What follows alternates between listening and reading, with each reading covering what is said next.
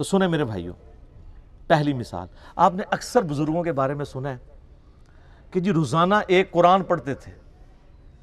کوئی آگے جاتا ہے وہ کہتا ہے جی رات کو کھڑے ہوتے تھے، ایک ٹانگ پہ ایک قرآن پڑھتے تھے، دوسری ٹانگ پہ کھڑے ہو کے دوسرا قرآن. جس نے تھوڑی لمبی چھوڑنی ہوتی ہے وہ کہتے ہیں جی 3 قرآن روز کے. 8 قرآن والا ورژن بھی ہے. سر فضائل اعمال اٹھائیں، یہ میں یعنی کوئی زبانی کلامی باتیں نہیں کر رہا ہوں، یہ وہ ٹیکسٹ بک ہے جس کے بارے میں دعویٰ کیا جاتا ہے قرآن کے بعد سب سے زیادہ دنیا میں پڑھی جانے والی کتاب ہے فضائل اعمال. میں تبلیغی جماعت سے بڑی محبت کرتا ہوں، آپ کو پتہ ہے. جہاں پہ علمی اختلاف ہے میں ضرور ریکارڈ کرواؤں گا. مولانا طارق جمیل صاحب حفظہ اللہ تعالیٰ کے سامنے بھی سارا مقدمہ رکھا ہے. اور آپ کو پتہ ہے تبدیلی تو آئی ہے نا، پھر کلپ دیکھا ہے آپ نے، تبدیلی آ گئی ہے، وہ بھی مانتے ہیں. لیکن ان بیچاروں کا جتنا زور چلتا ہے اتنی بات کر سکتے ہیں. تو یہ فضائل اعمال میں لکھا ہوا ہے میرے بھائی کہ ایک بزرگ تھے روزانہ ایک قرآن پڑھتے تھے. ایک اور بزرگ کا لکھا ساتھ کہ وہ 3 قرآن روزانہ پڑھتے تھے. پھر آگے کہتے ہیں 8 قرآن بھی روزانہ پڑھتے تھے. اور پھر لکھا کہ امام ابو حنیفہ رحمہ اللہ تعالی رمضان شریف میں 61 قرآن پڑھتے تھے. 61 کی گنتی وہ کہتے ہیں ایک قرآن دن میں ایک رات میں. کتنے ہو گئے؟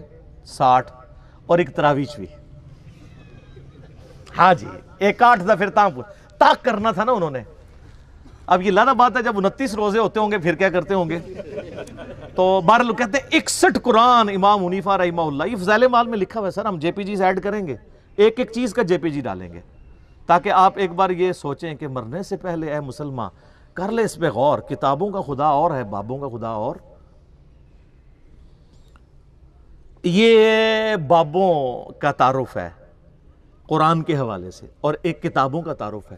سر جامعہ ترمذی میں حدیث موجود ہے، اللہ کے محبوب صلی اللہ علیہ وآلہ وسلم نے فرمایا جس شخص نے 3 دن سے کم میں قرآن کمپلیٹ کیا، مکمل کیا، اس نے قرآن کے فہم میں سے کچھ بھی حاصل نہیں کیا. یہ ان کو کہہ رہے ہیں جن کو عربی آتی تھی، تو آنو تو عربی آندھی بھی کوئی نہیں. جن کو عربی آتی ہے ان کو کہا جا رہا ہے 3 دن سے کم میں قرآن مکمل کیا تو فہم اس کا حاصل ہی نہ کیا. تو یہ جو 8 قرآن روزانہ کر رہے ہیں یہ کس سنت پہ عمل کر رہے ہیں؟ اپنی وشفل تھنکنگز میں سرگرداں ہیں. اور اس سے بھی مزے کی بات صحیح مسلم میں حدیث ہے، نبی علیہ السلام نے صحابہ کرام سے فرمایا، یہ حدیث بخاری میں بھی ہے لیکن مسلم میں ڈیٹیل ہے، بخاری مسلم دونوں میں ہے، کہ بھلا بتاؤ تم میں سے کسی شخص کی استطاعت ہے کہ وہ ایک رات میں 1/3 قرآن پڑھ لے، یعنی 10 پارے. آج کی ڈیٹ میں پارے اس زمانے میں تو نہیں تھے. تو صحابہ کرام نے کہا کہ یا رسول اللہ کس کی استطاعت ہوگی کہ وہ رات میں 1/3 قرآن پڑھ لے؟ ہائے ہائے ہائے ہائے ہائے. سر ہے استطاعت، فضائل اعمال میں 8 والے بھی ہے جے، لیکن صحابہ کرام تو بزرگ نہیں تھے نا، آپ کو پتہ ہے وہ تو کامل الایمان مومنین تھے. یہ کہانیوں والے ہیں، وہ کامل الایمان اے کہانی باز. تو صحابہ نے کہا یا رسول اللہ کسی کی استطاعت نہیں. تو آپ نے فرمایا کہ سورۃ الاخلاص پڑھ لو، یہ 1/3 قرآن کے برابر ہے، 1/3 قرآن کے برابر ہے.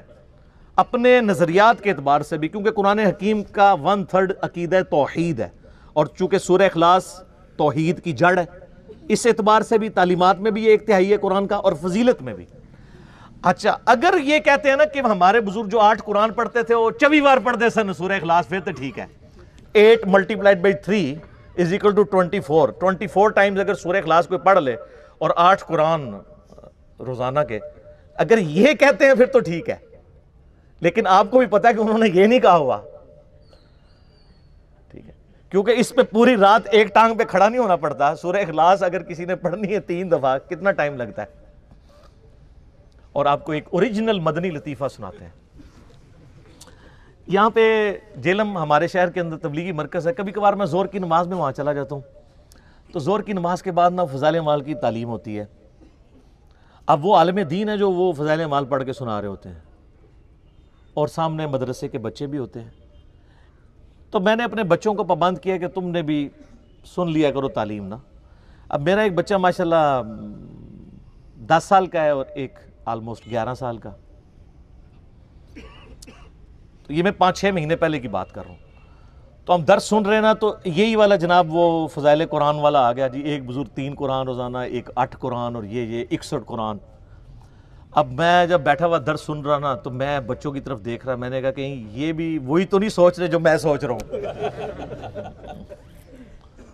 تو خیر بعد میں ہم جب موٹر بائک پہ بیٹھے، میں گھر آنے لگا تو میرا بچہ مجھے کہتا ہے، احمد کہتا ہے بابا یہ باقی باتیں تو ٹھیک تھیں، ایک بندہ روزانہ 3 8 قرآن کیسے پڑھ سکتا ہے؟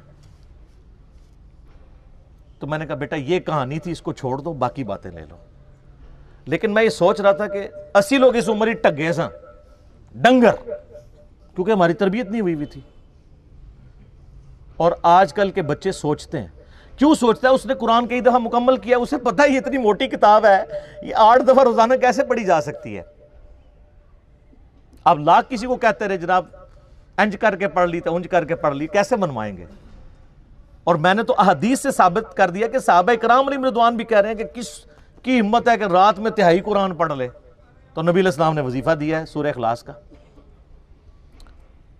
تو ہم تو یعنی یہ ساری مثالیں آپ کے سامنے اس لیے رکھتے ہیں کہ آپ کم از کم مرنے سے پہلے اے مسلمان کر لے اس پہ غور، کتابوں کا خدا اور ہے، بابوں کا خدا اور۔